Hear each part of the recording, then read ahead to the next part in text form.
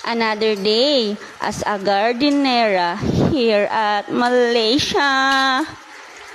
For today, cooking mode ang person.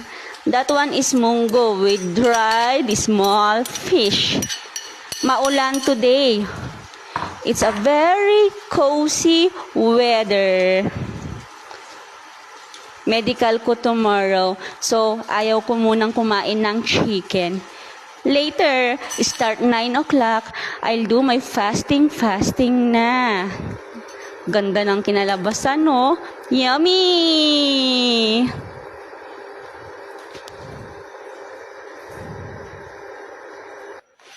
O, diba?